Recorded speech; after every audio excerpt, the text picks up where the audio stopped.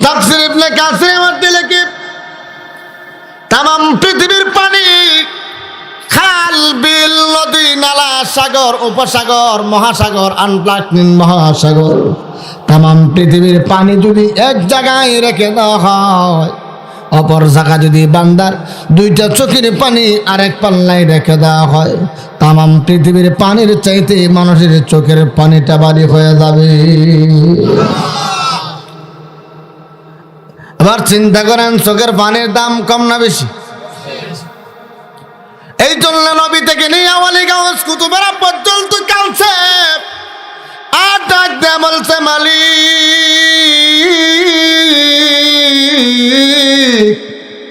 আমারে দুনিয়ার শান্তি যেমনই দাও, দুনিয়ার আরামায়েত যেমনই দাও, পরকালে যে আমার জন্য জান্নাত বানায় রাখছো, পরকালে আমার ঠিকানা জান্নাতের বাসিন্দা বানায় দিও। জোরে কন্যা সুবহানাল্লাহ। তারা কান্ত আর দোয়া করত, রব্বানা সুরফাল আযাব জাহান্নাম ইল্লা আযাবাহা কানা গরামা।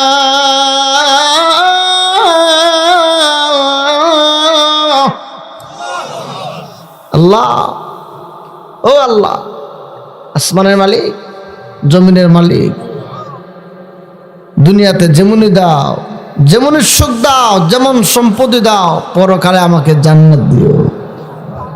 নবী রাসূল সকল গোল কান্না করতো, ঠিক কি ঠিক না? যে যত বড় তার কান্না তত বেশি, ঠিক নেই? আর আজকে আমাদের সমাজে যে যত বড় তার হাসি ঠাট্টা তত বেশি, ঠিক নেই? হাসি বেড়ে গেছে, যে যত বড় হয়েছে তার হাসি দেখে কে? তার হাসি, কান্না নাই, কান্না চোখে নাই। কাঁদবেন, আল্লাহ দ্বারা যে কাঁদবে বেশি তার দাম বেশি বাড়বে, ঠিক কি ঠিক না?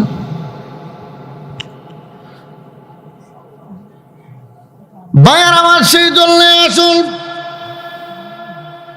আমি যেই বিষয়ের উপরে কথা বলতে চেয়েছিলাম, আল্লাহ রাব্বুল আলামিন আপনাকে আমাকে বসাইলেন, আমরা আল্লাহকে ভালোবাসি, রসুলকে ভালোবাসি, ঠিক নেই? এই পৃথিবীতে সবচাইতে আল্লাহ এবং রসুলের ভালোবাসা অন্তর বেশি থাকা লাগবে, ঠিক ঠিক না? নবীকে বেশি ভালোবাসবেন জীবনের চাইতে। নবীকে যদি বলেন, একজন সাহাবী গিয়া বললেন, হুজুর আমি আপনাকে সবচাইতে বেশি ভালোবাসি। বলে, কতটুকু ভালোবাসো? তুমি কি তোমার মার চাইতে আমাকে বেশি ভালোবাসো? না গো হুজুর, আমার মার চাইতে বেশি তো আপনাকে ভালোবাসি নাই। আল্লাহ রসুল বলেন, তোমার মা বাবার চাইতে, সব চাইতে, এমনকি তোমার সন্তানের চাইতে, এমনকি তোমার জীবনের চাইতে আমি রসুলকে বেশি ভালোবাসতে হবে, ঠিক নেই? এবার আসেন, রসুলের ভালোবাসা কারে কয়? রসুলের ভালোবাসা কারে কয়? মুখ দিয়া বললে হবে না। যদি মুখ দিয়া বলেন, নবী আমি তোমায় ভালোবাসি কিন্তু সুন্নত মানি না, এমন ভালোবাসার দরকার নাই, ঠিক নেই? স্বামী যদি সারাদিন কাজ করে সন্ধ্যার সময় ঘরে ফিরে পেটের খিদার কারণে কোনো কথা বলতে পারে না, এখন খানা দিলে পেটটা আরাম হবে, শরীরটা ভালো লাগবে, ঠিক নেই? তখন যদি স্ত্রী বলে, স্বামী আমার আমি তোমায় ভালোবাসি গো, কিন্তু খাওয়ান আমি দিতে পারবো না, বলেন এটা কি ভালোবাসা? ভালোবাসা? আমার স্বামীর কাছে কি সেই গানটা ভালো লাগবে? তখন যদি গান না গায়, গান গাইল না মনে করেন, গান না গায় যদি বলে, স্বামী সকালে গিয়েছিলেন, সন্ধ্যা হয়ে গেছে, এখন আসছেন, তরকারি ঠান্ডা হয়ে গেছে, আমি আপনাকে তরকারিটা গরম করে দিই, আপনি একটু বসেন, ভাতটা গরম করে দিই, বসেন, পানিটা গরম করে দিই, না হয় ঠান্ডা লেগে যাবে। খানার পরে চা আপনাকে বানা দেওয়া হলো, একটা পান বানা দেওয়া হলো, বিড়ি যদি খাই বিড়িটার সামনে এনে দেওয়া হলো, তখন মনে মনে নিজে নিজে বলবে, আমার স্বামী, আমার স্বামী, আমার স্বামী। স্বামী যে সবচাইতে বেশি ভালোবাসা, সেটা গান দেয়া বুঝাইতে হবে না, নিজে নিজে প্রকাশ পাবে, ঠিক নি ঠিক না? তখন কোন লাগবো, স্বামী আমি তোমায় ভালোবাসি। আর যদি কোন খাওয়ান দিতাম না, স্বামী স্বামী আমি তোমায় ভালোবাসি, স্বামী আমি তোমায় ভালোবাসি, সারাদিন গান গায়, কোন লাভ হইব? লাভ হইব? স্বামী কইব তোরও তালাক, তোর মারও তালাক, তোর সদ্য গোষ্ঠীরে তালাক। ঠিক কি ঠিক না? কারণ এখন পেট রেখি দা, এখন চায় পেটে খাও, এখন গানে কাজ হতো না। ঠিক কি ঠিক না? আমরাও রসুলকে ভালোবাসি, রসুলের সুন্নত মান্যা, কথা কয় না। ঠিক কি ঠিক না? বাইরে আমার যেটা বোঝাইতে চেয়েছিলাম, আল্লাহ নবী বিশ্ব নবী রাহমাতাল লিল আলামিন, নবীকে সাহাবায়ে কেরাম কেমন ভালোবাসতেন, কেমন ভালোবাসতেন, শুধু আন্দাজ করে নেন, আন্দাজ করে নেন কেমন ভালোবাসা। আল্লাহর নবী বিশ্ব নবী রাহমাতাল লিল আলামিন সাহাবীদের মাঝে ঘোষণা দিলেন, সাহাবীরা রে, আমি নবী যুদ্ধের মাঠে যাব রে, কে আছো রে যুদ্ধের মাঠের সামান দিবি, কে আছো যুদ্ধের মাঠের জন্য সামান দিবি, আল্লাহর রাস্তায় দান করব। আল্লাহর নবীর সাহাবী হযরত আবু বকর, নবীর জন্য এত ভালোবাসা, এত ভালোবাসা। আল্লাহর নবী বিশ্ব নবীর জন্য হযরত আবু বকর সিদ্দিক রাদিয়াল্লাহু তাআলা ওনার ঘরের যত সম্পদ ছিলেন সকল সম্পদ বিশ্ব নবীর সামনে হাজির করে দিয়েছে। সুবহানাল্লাহ। সব সম্পদ দিয়ে দিছে। হযরত ওমর 4 বন্টন করে 3 বন্টক সম্পদ আল্লাহর রাস্তায় দান করে দিয়েছেন। হযরত আলী ঘরের সম্পদটাকে 2 ভাগে বন্টন করে 1 বন্টন আল্লাহর রাস্তায় দিয়ে দিছে। আর হযরত আবু বকর সকল সম্পদ, ঘরে আর কোনো কিছু নাই, সব কিছু দান করে দিয়েছে। আল্লাহর হাবিব ডাক দিয়ে বলেন, আবু বকর, জানতে চাই রে আবু বকর, রে আবু বকর, তুমি আমার নবী আমার জন্য কি এনেছো, আল্লাহর দ্বীনের জন্য কি করেছো? আবু বকর সিদ্দিক বলেন, ইয়া রাসূলুল্লাহ, ইয়া হাবিবাল্লাহ, ওগো নবীজি, আমি এমন কিছু করতে পারি নাই, কারণ ধন সম্পদ নাই, টাকা পয়সা নাই, কিন্তু আমার ঘরে যত সম্পদ ছিল সবগুলো সম্পদ আল্লাহ এবং আল্লাহর নবীর সামনে হাজির করে দিয়েছি। আল্লাহর হাবিব ডাক দিয়ে বলে, আবু বকর, জানতে চাই রে, তোর ঘরে কোনো কিছু নাই, কিন্তু তুমি কেমনে চলবে, ঘরের মধ্যে কেমনে চলবে, কি খাবে? আল্লাহর হাবিবের সেই কথা শুনে আবু বকর সিদ্দিক বলেন, ওগো নবীজি, আমার ঘরের ভিতরে খানা নাই, কিন্তু আল্লাহ এবং আল্লাহর রাসূলকে আমার ঘরের ভিতরে রেখে এসেছি। রিজিকের মালিককে, এই খাওয়ানোর মালিককে। ঘরে সম্পদ আছে কিন্তু খাওয়ানোর অধিকার আপনার নাই। ঠিক কি ঠিক না? আল্লাহ যদি না খাওয়ায়। আল্লাহর নবী সাহাবী হযরত আবু বকর কেমন পাগল, চিন্তা করে দেখেন। আম্মা আয়েশা বলেন, আমি যখন বিশ্ব নবীর বাড়ি থেকে বাবার বাড়িতে বেড়াইতে গেলাম, এমনি তাকাইয়া দেখি গভীর রজনীতে আমার আব্বা কি যেন তালাশ করছেন, লাগ দিয়ে খুঁজতেছেন, তালাশ করতেছে, বেড়ার মধ্যে কি যেন তালাশ করে। আমি গিয়ে বললাম, আব্বা কি তালাশ করেন, একটু কি জানতে পারি?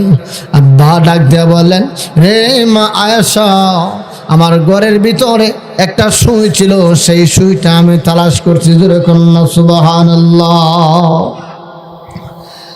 আমাদের আয়েশা বলে, ডাক দিয়ে আমার আব্বা সুই দিয়ে কি করবেন গভীর রাত্রে? ডাক দিয়ে বলে, মারে, বিশ্ব নবী না বলেছে যুদ্ধের মাঠের সামান দেওয়ার জন্য আমার ঘরের ভিতরে একটা সুই ছিল, এই সুইটা পর্যন্ত আল্লাহর নবীর সামনে দান করে দিব। বলে সুই দিয়ে কি হবে?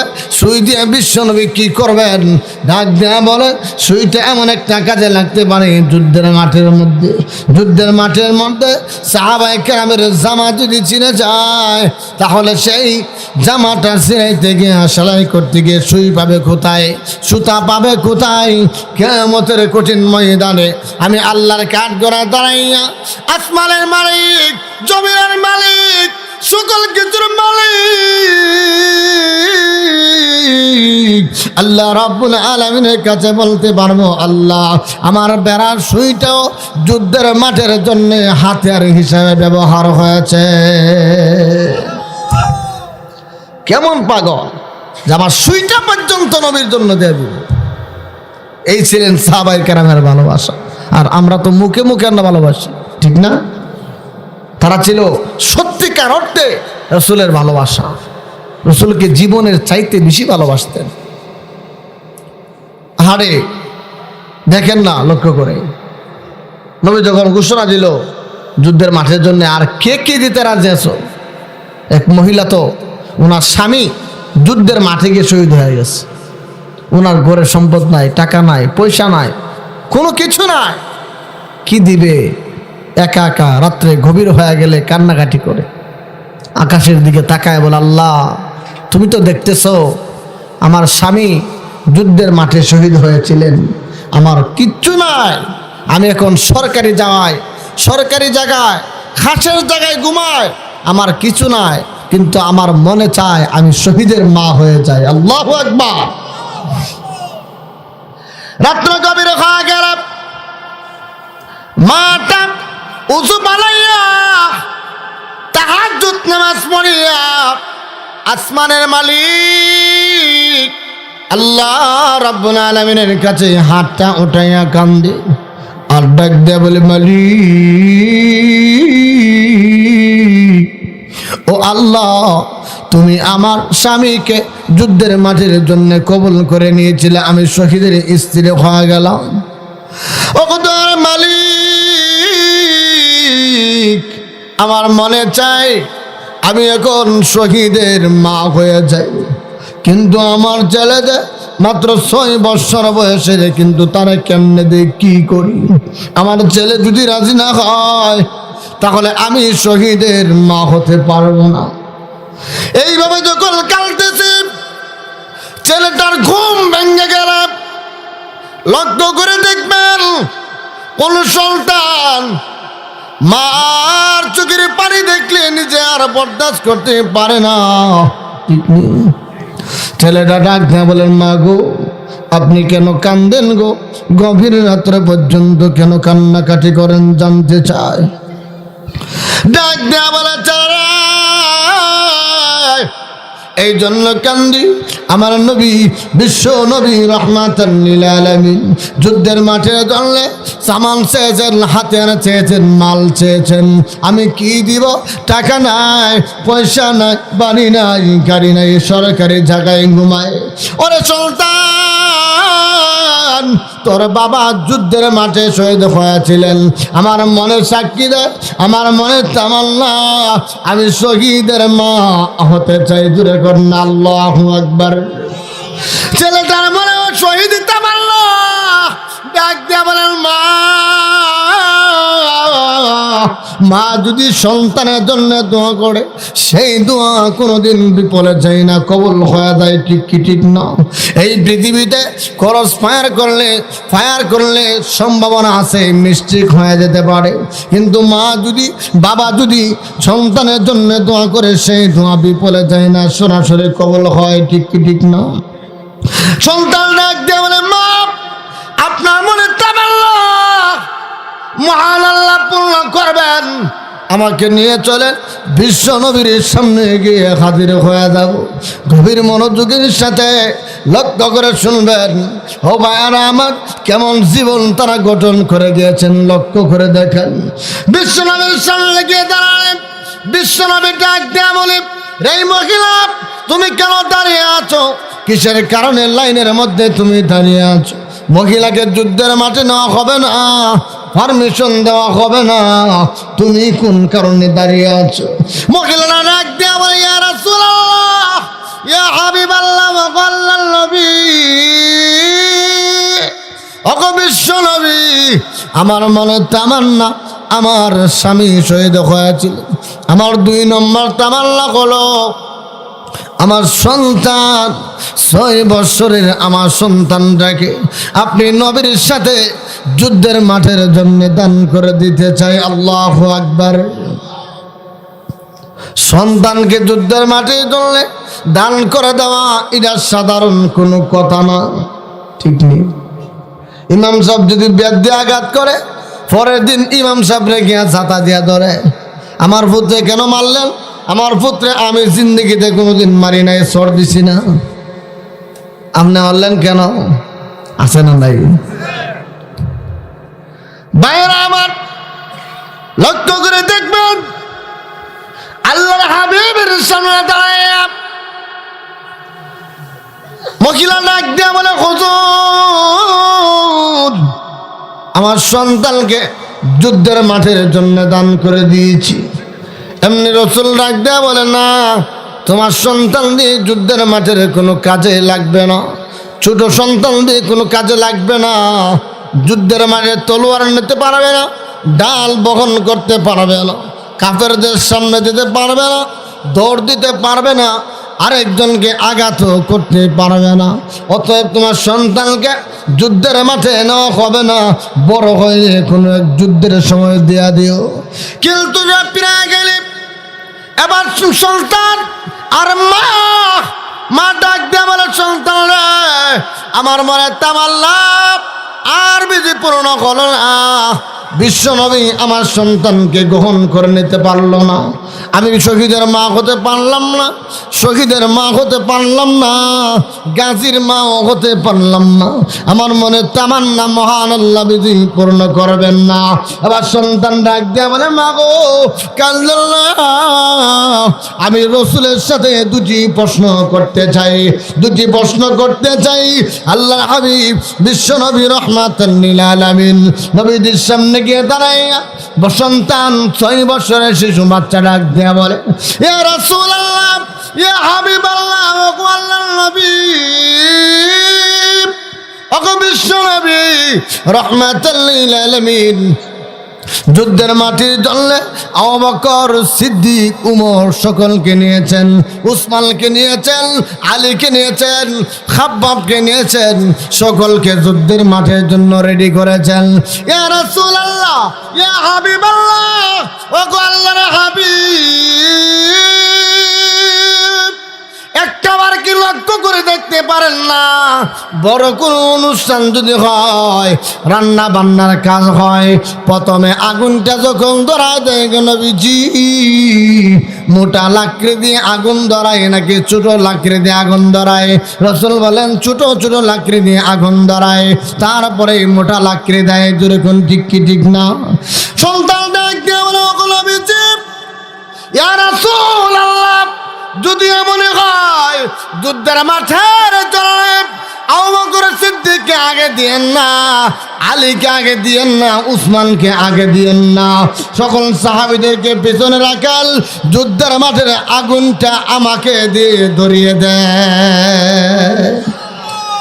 এর মানে হলো, কাফের বেঈমানেরা আপনি নবীকে তীর মারার জন্য অপেক্ষা করতেছে, আপনাকে বিদায় করে দেওয়ার জন্য, তারা দুনিয়া থেকে আপনাকে উৎখাত করে দেওয়ার জন্য ষড়যন্ত্র করতেছে। ওগো নবীজি, আপনার জীবন আপনি যেন আঘাত না পান। তারা যখন তীর তরবারি দিবে, তারা যখন বল্লম মারবে, তীর মারবে, তখন আমাকে সামনে তুলে ধরবেন, যেন আপনি বিশ্ব নবীর শরীরে আঘাত না লাগে। যেরকম নামে সুবহানাল্লাহ। কেমন বড় আশিক, কেমন পাগল, আমার নবীর জন্য পাগল ছিলেন, ঠিক কি ঠিক না? মক্কার মানুষেরা আমার নবীকে বলতো পাগল, আর মদিনার সকল মানুষগুলি ছিল আমার নবীর জন্য পাগল, ঠিক নেই? মক্কার কাফেররা বলতো পাগল, মুহাম্মদ পাগল, আর মদিনার সকল মানুষগুলি বলে নবীর জন্য ছিলেন সকলে পাগল, ঠিক কি ঠিক না? আমি আবুদের লক্ষ্য করে দেখেন, আল্লাহর হাবিব বিশ্ব নবী রাহমাতাল লিল আলামিন, সেই সন্তান এই কথা বলার পরে বিশ্ব নবী আনন্দের কান্নায় চোখের পানি ছেড়ে দিয়েছে। আরে আমার নবীর জন্য কত না ভালোবাসা, আমার জন্য কত মহাব্বত, অথচ নিজে বুঝে না, তরবারি নিতে পারবে না, তারপর রসুলকে ভালোবাসে কি বাসে না? এখনো বাংলার জমিনে এমন আছেন দাড়ি রাখে না, নামাজ পড়ে না, কিন্তু ইসলামের কথা, যে ইসলামের বিপক্ষে কথা বলে তাকে ছাড়ে না। ঠিক নেই? নামাজ না পড়তে পারে, রোজা না রাখতে পারে, কিন্তু ইসলামের দুশ্মনরে ছাড় দেয় না। ঠিক নেই? যুবকরা নামাজ না পড়তে পারে, রোজা না রাখতে পারে, কিন্তু ইসলামের বিরুদ্ধে কথা বলবে, কোনো যুবক তাকে ছাড়বে না। ঠিক কি ঠিক না? আর যেরকম না চিল্লায়, কারণ যুবকরা নামাজ না পড়লেও কিন্তু আল্লাহকে ভালোবাসে, নামাজ না পড়লেও রসুলকে ভালোবাসে। আল্লাহ এবং রসুলকে নিয়ে কটূক্তি করবে কোনো পালোয়ান, হাসান হুসেন কাল্লা, ফাতেমা কাল্লা, ধরে গেল আল্লাহু আকবার, সকলে কালনে আর কালনে পুরা মদিনায় ছিল কান্নার বন্যা বয়ে গেছে, পুরা মদিনায় কান্নার রুল পড়ে গেছে। এমন কান্না, একজন মহিলা আল্লাহর নবীকে এত বেশি ভালোবাসতেন, এত বেশি ভালোবাসতেন, আল্লাহর নবী, বিশ্ব নবী রহমাতাল লিল আলামিন নবীজিকে এত ভালোবাসতেন। এই ঘটনা শুনে যেই মাত্র শুনেছেন আমার নবী, বিশ্ব নবী রহমাতাল লিল আলামিন নবীজি যুদ্ধের মাঠে আর বেঁচে নাই। এমনি সময় মহিলা পাগল পারা হয়ে গেছে, ডাক দেয়া বলেন, যেই মাঠে নবী নাই সেই মাঠে আমিও আর বেঁচে থেকে লাভ নাই, যেই মদিনায় নবী নাই সেই মদিনা আমিও আর থাকতে চাই না। এমনি মহিলা পাগল পারা হইয়া উহুদের দিকে দৌড়াইতে আছে। একজন ডাক দেয়া বলে, মহিলা কোথায় যাও? উহুদের ময়দানে যাই, গিয়ে লাভ নাই গো, তোমার আব্বা যে যুদ্ধের মাঠে এসেছিলেন, তোমার আব্বা যে শহীদ হয়ে গেছে। তারপর মহিলা দাঁড়ায় না, সামনের দিকে দৌড়তে আছে। আর একজন ডাক দেয়া বলে, মহিলা কোথায় যাও? বলে উহুদের ময়দানে যাই, গিয়ে লাভ নাই, শুনছুনি তোমার প্রাণের স্বামী যুদ্ধের মাঠে এসেছিলেন, তোমার প্রাণের স্বামী যুদ্ধের মাঠে শহীদ হয়ে গেছে। তারপরও দাঁড়ায় না, কিছুক্ষণ সামনের দিকে দৌড়তে আছে। আর একজন ডাক দেয়া বলে, মহিলারা কোথায় যাও? উহুদের মাঠে যাই, গিয়ে লাভ নাই, শুনছুনি তোমার গর্বের সন্তান এই যুদ্ধের মাঠে শহীদ হয়ে গেছে। ভাইয়েরা আমার, মার কথা শুনলো, বাবার কথা শুনেছে, স্বামীর কথা শুনেছে, সন্তানের কথা শুনেছে, তারপরও দাঁড়ায় না। যেই মাত্র সন্তানের খবর এসেছে, তোমার গর্বের সন্তান, তোমার সন্তানও যুদ্ধের মাঠে শহীদ হয়ে গেছে। এবার মহিলা দাঁড়িয়ে গেছে, ডাক দেয়া বলে, এই সাহাবীরা, একজনে বলেছে আমার আব্বা শহীদ হয়ে গেছে, আরেকজনে বলেছে আমার স্বামী শহীদ হয়ে গেছে, আর তুমি বলেছো আমার সন্তান যুদ্ধের মাঠে শহীদ হয়ে গেছে। সাহাবীরা রে, আমি তো আমার স্বামীর কথা শুনতে আসি নাই, আমার বাবার কথা শুনতে আসি নাই, আমার ছেলের কথা শুনতে আসি নাই, আমি শুনতে চাই দিনের নবী রহমাতুল লিল আলামিন এখনো জিন্দা আছেনি। আমার নবী যদি বেঁচে থাকে, আর যদি সবগুলা দলিশের হয়ে যায়, ধ্বংস হয়ে যায়, সবাই যদি বিদায় হয়ে যায়, আমার মনে কষ্ট নাই। আমার নবী যদি বেঁচে থাকে, আমার আর কোনো কষ্ট নাই। জোরে কন্যা সুবহানাল্লাহ। আল্লাহর হাবিব বিশ্ব নবী রাহমাতুল লিল আলামিন নবীর সামনে চলে গেছে উহুদের ময়দানে। আল্লাহর হাবিব বিশ্ব নবী রাহমাতুল লিল আলামিন নবীর কাছে যখন কোরআন আয়াত নাজিল করে দিয়েছে, নবীজি দাঁড়াতে পারেন না, কেমনে দাঁড়াবেন? যার মাথা মুবারকে পাথর পড়ার কারণে, মাথা মুবারকে, নবীজির মাথা মুবারকে লোহার টুপি পরিধান করা ছিলেন, লোহার টুপির বাঁধ ভেঙ্গে আল্লাহর হাবিব বিশ্ব নবী রাহমাতুল লিল আলামিন নবীজি দুই গানা দান্দাল মোবারক শহীদ হয়ে গেছে। নবীজি ব্যথায় অস্থির হয়ে গেলেন, জমিনে পড়ে গেলেন, গর্তের ভিতরে শুয়ে আছেন, আর দাঁড়াতে পারে না। পাশে যিনি ছিলেন বিশ্ব নবীর সাহাবী আবু তালহা ডাক দেয়া বলেন, নবী গো, আপনি দাঁড়াইতে পারছেন না, আপনি না দাঁড়াইলে সকল সাহাবীরা যে পাগল পারা হয়ে যাবে, পথভ্রষ্ট হয়ে যাবে।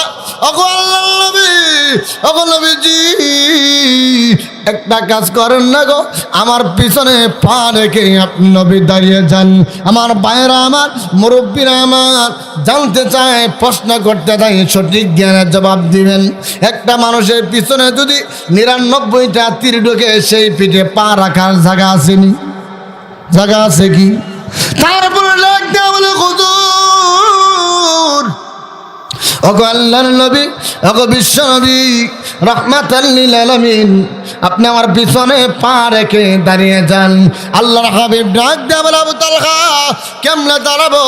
তোর পিছনে পা রেখে কেমনে দাঁড়াবো? তোর পিছনে একটা নয়, দুইটা নয়, 99টা তীরের জখম গিয়ে ঢুকছে, পা রাখার জায়গা নাই। তারপরও আবু তালহার পিছনে পা রেখে দাঁড়িয়ে গেলেন। আল্লাহর হাবিব দাঁড়িয়ে আছে, কোরআনের আয়াত নাযিল করেছেন। সেই কোরআনের আয়াত সাহাবায়ে কেরামের সামনে শোনা দিলেন, ওমা মুহাম্মাদুন ইল্লা রাসূল قد خلت من قبله الرسل أفإن مات أو قتل انقلبتم على أعقابكم فلن يضروا الله شيئا وسيجزي الله الشاكرين। আল্লাহর হাবিব, আপনি আয়াতটা তেলাওয়াত করে শোনা দেন, আমি আল্লাহ পুরা মাঠের কোনায় কোনায় আওয়াজটা পৌঁছায় দিব। ঠিক নেই? আল্লাহর নবী বিশ্ব নবী রাহমাতাল লিল আলামিন নবীজি তেলাওয়াত করতেছিলেন, পুরা আয়াতের তেলাওয়াত পুরা মাঠের কোনায় কোনায় পৌঁছায় দিয়েছে। সাহাবীরা এমনি বলে, ওই যে বিশ্ব নবী এখনো জিন্দা আছে, কোরআনের আয়াত তেলাওয়াত করতেছে, আমাদেরকে ডাকতেছেন, আহ্বান করতেছেন, চলো না বিশ্ব নবীর সামনে হাজির হয়ে যায়। বিশ্ব নবীর সামনে হাজির হলে আল্লাহর নবী বিশ্ব নবী রাহমাতাল লিল আলামিন নবীজি ডাক দিয়া বলে, সাহাবীরা রে, আয়াতের ব্যাখ্যা পরে শুনো, আগে শুনে নাও। আউ জাবাত তালহা, আউ জাবাত তালহা, আউ জাবাত তালহা, আমার তালহার জন্য আল্লাহর তরে জান্নাত ওয়াজিব হয়ে গেছে, জান্নাত ওয়াজিব হয়ে গেছে। আল্লাহর হাবিব ডাক দিয়া বলেন, সাহাবীরা কেন কইছে শুনো, আমার তালহা আমাকে কি পরিমাণ ভালোবাসে, কেমন ভালোবাসে একটু আন্দাজ করে নাও। যার পিছনে পা রাখার কোনো জায়গা নেই, তারপরও বলে আমার নবী বিশ্ব নবী আমার পিছনে পা রেখে দাঁড়াবে, আমাকে যে কত ভালোবাসে এটার দৃষ্টান্ত আর প্রমাণ আমি নবীর সামনে তুলে ধরেছি। এই জন্য মহান আল্লাহ রব্বুল আলামিন আমাকে জানাইয়া দিয়েছেন, ওগো নবীজি, আপনার তালহা শহীদ হয়ে আমার তুরে জান্নাতের মেহমান হয়ে গেছে। তাহলে আমরা তো নবীকে সেই পরিমাণ ভালোবাসতে চাই, ঠিক কি ঠিক না? আমরা তো নবীর উম্মত, কিন্তু কই আমরা দাঁড়িয়ে রাখি না, ঠিক না? আমরা তো দাঁড়িয়ে রাখি না, নবীর যে সুন্নত মানি না। কইটা সুন্নত মানি দেখেন, লক্ষ্য করে, মৃত্যু হয়ে গেলে মানুষের যখন মরণ হয়, মৃত্যু হয়, শরীরের কোনো সুন্নত থাকে না, সবগুলা শরীর থেকে আলাদা হয়ে যায়, ঠিক কি ঠিক না? কোনো কিছু থাকে, পুরুষের 3টা কাপড় ছাড়া আর কিছু থাকে, থাকবো নাই। কিন্তু আল্লাহর হাবিব চিন্তা করেন, নিজে চিন্তা করেন, আপনার দাড়িটা রাখলেন, এই দাড়ি নামক যে সুন্নত, সেই দাড়িটা কিন্তু মৃত্যুর আগেও ছিল, মৃত্যুর সময় থাকবে, কবরও কিন্তু দাড়িটার সাথে যাবে। কথা বুঝেন না? দাড়িটা যাবে না, দাড়িটা কবরে যখন যাবে আপনার প্রথম নামার দেখলেই বুঝবে সেটা একটা মুসলমান। ঠিক কি ঠিক না? তাহলে দাঁড়িয়ে রাখতে রাজি আছেন ইনশাল্লাহ? যুবক ভাইরা দাঁড়িয়ে রাখবেন না ইনশাল্লাহ? আল্লাহ তাআলা কবুল করুক। এখন আস্তে কো আমিন। যুবকরা কোন হুজুর আমরা ধরে লিছি, হুজুরে আমরা ধরলকে কি ব্যাপার? হুজুর জোয়ান আমরা ধরলকে ব্যাপারটা কি? আমরা তো জোয়ান মানুষ, দাড়িটারি তো রাখবো আরো পরে রাখবেন। হ্যাঁ, বিয়েটা করার পরে রাখবেন। তারা বিয়া করছে এরা দুই ভাই দাঁড়িয়ে রাখেন না, ভাই দাঁড়িয়ে রাখবো, মেয়েরা বিয়েটা দিয়ে আলু তো বুড়া দেখা যাইব, বয়স্ক দেখা যাইব।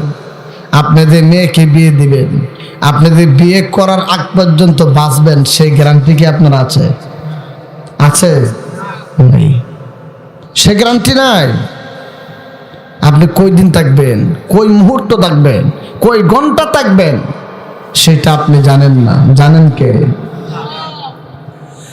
ইন্না সালাতি ওয়া নুসুকি ওয়া মাহইয়ায়া ওয়া মামাতি লিল্লাহি রাব্বিল আলামিন।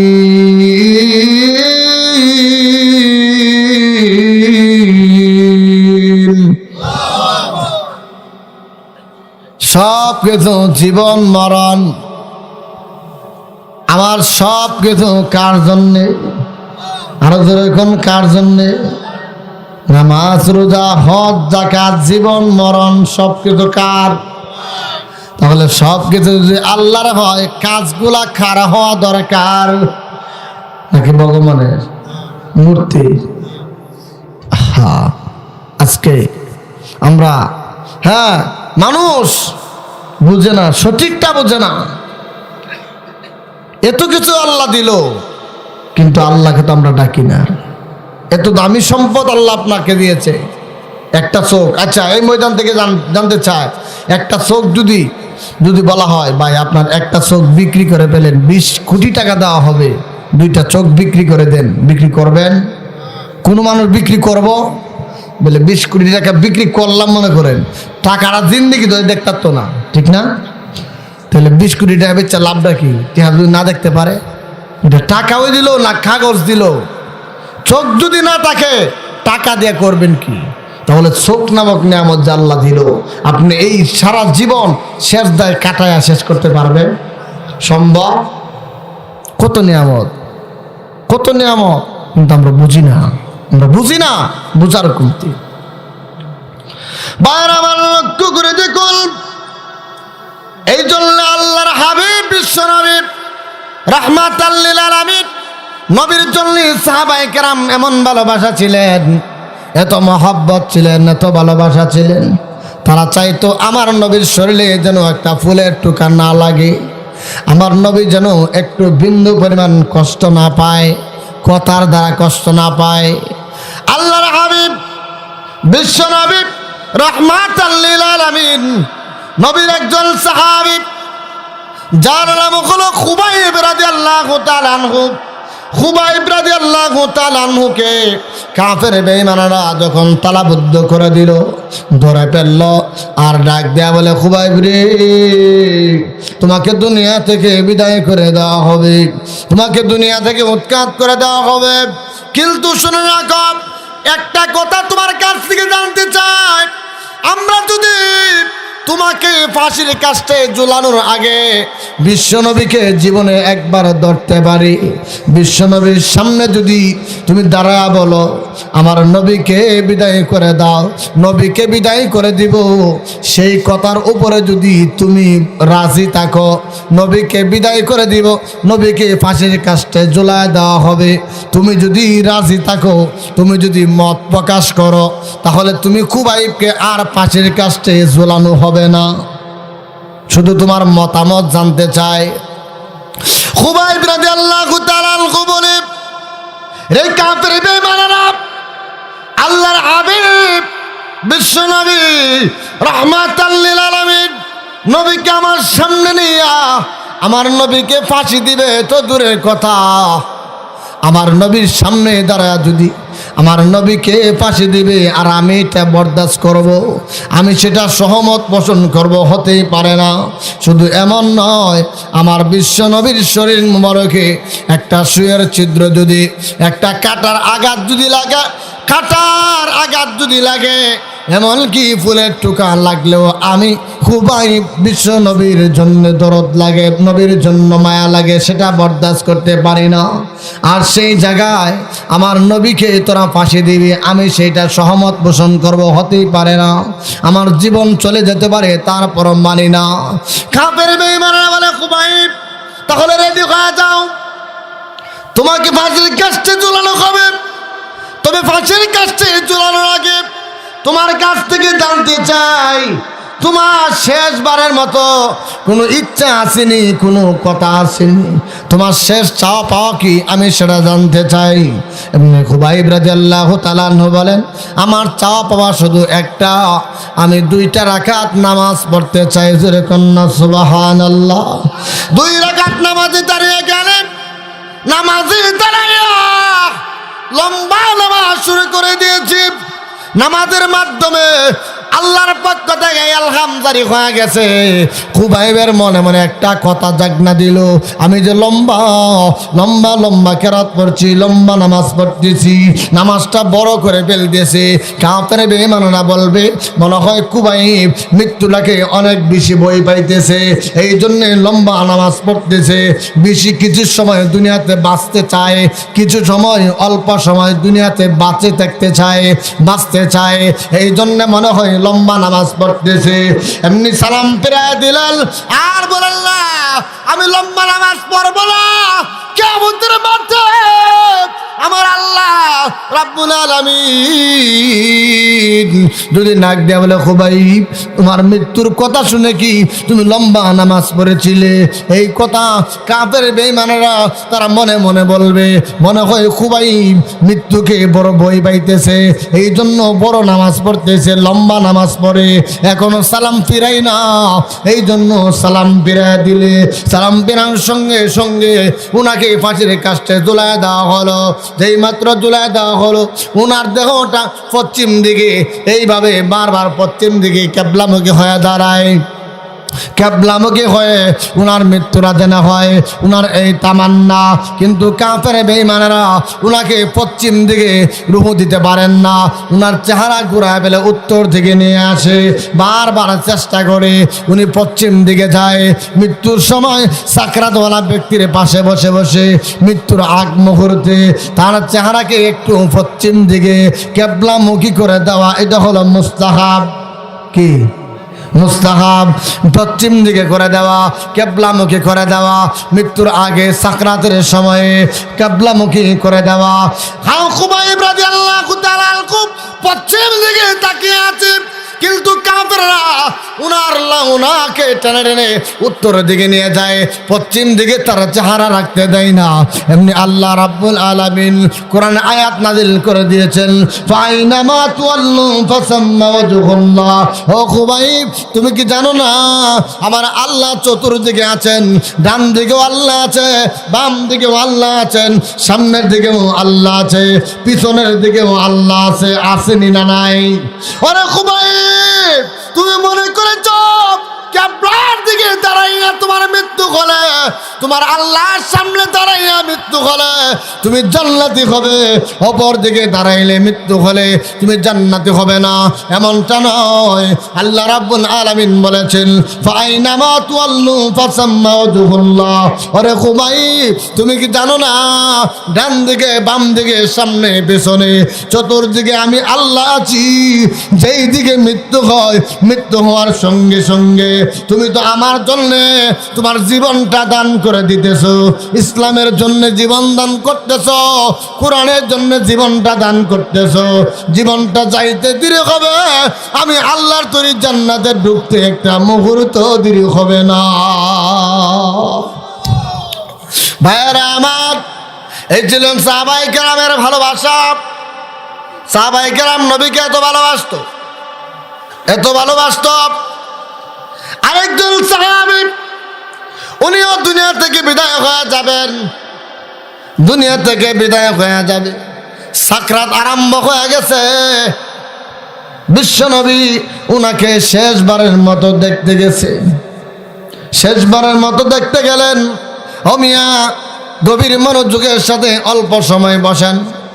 অল্প সময়ের ভিতরে শেষ মোনাজাত দিব, আপনারা গভীর মনোযোগের সাথে লক্ষ্য করে শুনবেন। আল্লাহর নবী ডাক দেয়া বলে, রে সাহাবীরা, আমার সেই সাহাবী দুনিয়া থেকে বিদায় হয়ে গেলে তার ইন্তেকালের পরে আমাকে সর্বপ্রথম সংবাদটা জানাবি। আমি নিজে তার জানাজার নামাজ পড়াবো। সুবহানাল্লাহ। রাসূল যদি কারো জানাজার নামাজ পড়ায় তাহলে তার জিন্দেগির গুনাহ আল্লাহ মাফ করে দিবেন কিনা? রাসূল যদি দোয়া করে সেই দোয়া আল্লাহ সরাসরি কবুল করে নেয়, ঠিক নেই? বদদোয়া করলেও কবুল হয়, দোয়া করলেও আল্লাহ সরাসরি কবুল করে নাই। আল্লাহ তার আত্মীয় স্বজনদেরকে ডাক দিয়ে জানা দিলেন, তার যদি মৃত্যু হয়ে যায় আর আমি যদি তাকি আমার কাছে সংবাদ পৌঁছাবি, আমি তার জানাজার নামাজ নিজে পড়াবো। আমি লাশ কবরে রেখে তার জন্যে আল্লাহর কাছে দোয়া করব। কিন্তু আল্লাহর নবী, বিশ্ব নবীর সেই সাহাবী দুনিয়া থেকে যখন বিদায় হয়ে যাবেন, বিদায় হওয়ার আগ মুহূর্তে যদি কোনো ব্যক্তি ওসিয়ত করে যায় আর এটা যদি শরীয়ত সম্মত হয়, সেই ওসিয়ত পালন করা, সেই ওসিয়ত পালন করা ওয়াজিব হয়ে যায়। আল্লাহর নবী সেই সাহাবী পরিবারের সকল সাহাবীদেরকে, সদস্যদেরকে ডাক দিয়ে বললেন, আমি যদি বিদায় হয়ে যাই, আমার ইন্তেকালের পরে বিশ্ব নবী যেন আমার সংবাদটা না শুনতে পায়, এমনকি জানাজার আগ পর্যন্ত বিশ্ব নবীর কাছে সংবাদ যেন না যায়। এমন শুধু তাই নয়, আমার লাশটা কবরে রাখার পরে, মাটি দেওয়ার পরে, তারপরে বিশ্ব নবীর কাছে জানায় দিবে। জোরে কন্যা সুবহানাল্লাহ। এটা কেমন ওয়াজিব, কেমন ওয়াদা করছে, কেমন ওসিয়ত করে যাচ্ছে।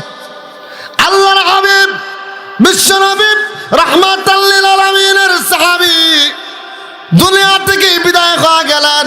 তার ওসিয়ত অনুযায়ী তার জানাজার নামাজ হলো, কাফন দাফন হলো, সম্পূর্ণ শেষ হয়ে গেলে বিশ্ব নবীর সামনে যখন গিয়ে সাহাবায়ে কেরাম আরজ করলেন, ইয়া রাসূলুল্লাহ, ইয়া হাবিবাল্লাহ, ওগো নবীজি, আপনার সেই সাহাবী দুনিয়া থেকে বিদায় হয়ে গেছেন। আল্লাহর হাবিব ডাক দিয়ে বললেন, তার জানাজা কোন সময়? আমি নিজে তার জানাজার নামাজ পড়াইতে চাই। সাহাবায়ে কেরাম বললেন, হুজুর, তার জানাজা কমপ্লিট হয়ে গেছে, দাফনের কাজ কমপ্লিট হয়ে গেছে, এখন আর তার লাশ মাটির উপরে নাই, তার আমরা মাটিতে কবরে রেখে আসছি।